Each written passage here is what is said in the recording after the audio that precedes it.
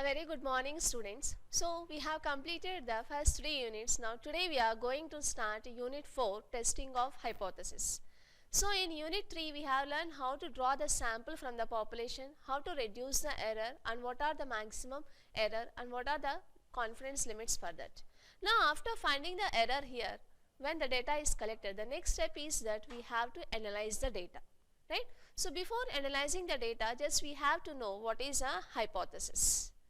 So in this unit, just we are learning the how to frame a hypothesis, and after framing the hypothesis, the next step is that we have to identify the test statistic. So this hypothesis means in this unit we have to cover the hypothesis, types of errors and procedure for testing of hypothesis. Then this unit is classified into two samples as large samples and small samples. So large samples for single mean, difference of means, single proportion, difference of proportions, and small sample test here. And we are very well known that large sample means the sample size is greater than 30 and small sample means the sample size is less than or equal to 30. Then if you see the application part of this testing of hypothesis here. So in this testing of hypothesis, if we consider the large sample here, we can just test the effectiveness of the data usage of a memory chip here. So is the quality of the chip is defective or not defective? So that we can find using this large samples here. Not only that, we can also find the average lifetime of an electric component. So here if you consider the electric bulb, so what is the average lifetime of that electric bulb in hours, that we can find. So generally if I simply pass a statement that the average lifetime of electric bulb is some 30,000 hours, right? So how far my statement is correct, that I have to test. So that's what this, in this unit we are going to test the hypothesis here. Then the one more application is that here if we consider the quantitative data, means the data which can be measured in any of the physical units here, right? So that just to measure the data here we are using different electronic components. We are taking the means the lifetime of an electric bulb, right? So the lifetime of an electric bulb can be tested, and also here if you see that example, so here we are having one transistor. So for the transistor the working time we are just testing that. Then next here we have to know what is a hypothesis. So all this testing is based on a statement. So that statement or an assumption is nothing but a hypothesis here. So hypothesis is nothing but a statement or an assumption regarding any situation. So this hypothesis is classified into two types as null hypothesis and alternative hypothesis here. So what is this null hypothesis?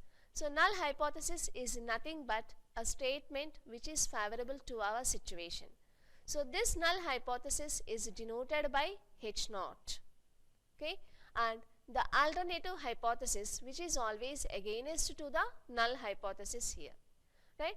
So if we consider the single sample drawn from a population, then always we have to take the H naught as there is no significant difference, there is no significant constant in that.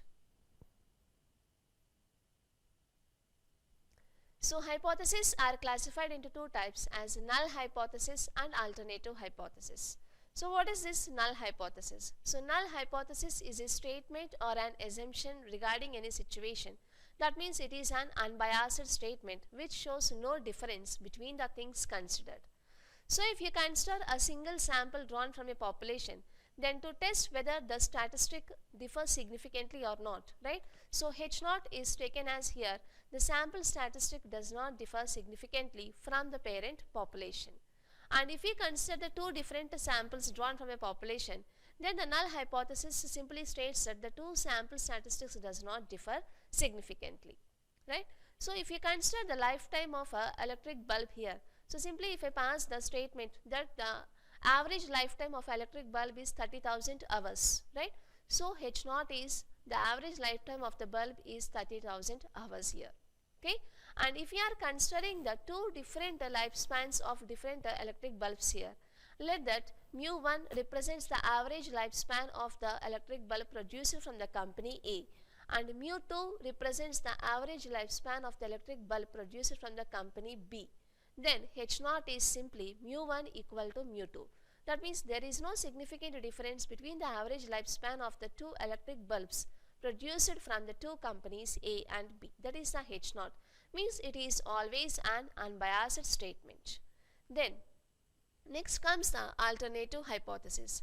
So alternative hypothesis is always against to the null hypothesis, means it is always opposite to that. So this alternative hypothesis is denoted by H1. But again, this alternative hypothesis is classified into two types as one-tiled alternative hypothesis and two-tiled alternative hypothesis here. So what is this one-tiled and two-tiled alternative hypothesis? So if you see that if you are considering one population or two different populations here, whatever it may be, but if you are comparing between those two, like superior or inferior, best or better, like that, right, then always it is one tile. That means here the alternative hypothesis H1 will be either less than or greater than. So the greater than is called the right tiled alternative hypothesis and the less than symbol is known as the left tiled alternative hypothesis here. So just now we have considered one statement that mu1 represents the average lifespan of that bulb produced from the company A, and mu2 represents the average lifespan of the bulb produced from the company B here. Then if here the statement is here mu1 greater than mu2, means the average lifespan of the bulb produced from company A is more than the company B, then mu1 is greater than mu2 is the right tiled alternative hypothesis. Or if you say that simply mu1 is less than mu2, that means the average lifespan of the bulb produced from company A is less than the average lifespan of the bulb produced from company B, right? Then it is left tiled alternative hypothesis. But if there are no comparable words here, then it is simply two tiled, that is not equal to. Means nothing is discussed about the comparison. Then always alternative hypothesis will be two tiled, which is not equal to here, right?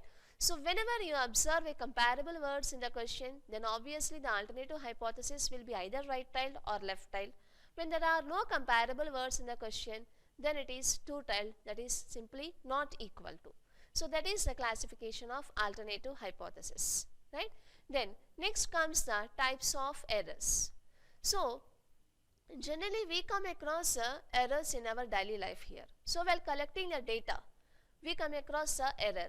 So those errors are nothing but which is very important to us, that is that we are not considering for our analysis. That means here excluding the relevant items from the data, right, and which is not very much important to us and we are giving more importance to that, right. That means including irrelevant items into the data. But statistically these errors are known as here type 1 and type 2 errors here. So what is this type 1 and type 2 error? So rejecting H0 when H0 is true is known as type 1 error, and accepting H0 when H0 is false is called the type 2 error here, right. So rejecting H0 when H0 is true means here if you consider a situation that a person X is innocent, right, and the decision is X is punished or not punished. So X is innocent means definitely X should not be punished here, but X is punished. That means here we are not accepting that here X is innocent. So that's what rejecting H0 when H0 is true. X is innocent but X is being punished. So that is the type 1 error here. Then type 2 error is here accepting H0 when H0 is false. So X is not innocent and moreover X is not punished. But actually here when X is not innocent, definitely the person X should be punished. So accepting H0 when H0 is false, that is the type 2 error. So the probability of this type 1 error is known as level of significance, which we have done in the third unit as 5% or 1% we have taken. So the probability of type 1 error is nothing but alpha, which is called the level of significance. So generally for any type of data with the assumption that there may be a chance of 5% or 1% error in the data here, right. So that's what alpha is 5% or 1% we have taken, which is nothing but 95% confidence or 99% confidence, okay. And the probability of type 2 error is called beta, and the power of the test is given by 1 minus beta here. Okay, then next comes the critical region. So if we consider the sample space into two parts as the accepting region of H0 and the rejecting region of H0 here, and if a point falls in the rejection region of H0, then we say that that is the critical region. Means a region corresponding to a statistic in the sample space which leads to the rejection region of null hypothesis. That region is called the critical region. Okay, then we have a procedure for the testing of hypothesis. So the first step is here we have to frame the null and alternative hypothesis here. Now after framing the null and alternative hypothesis, the next step is here we have to select the level of significance, that is either 5% or 1%.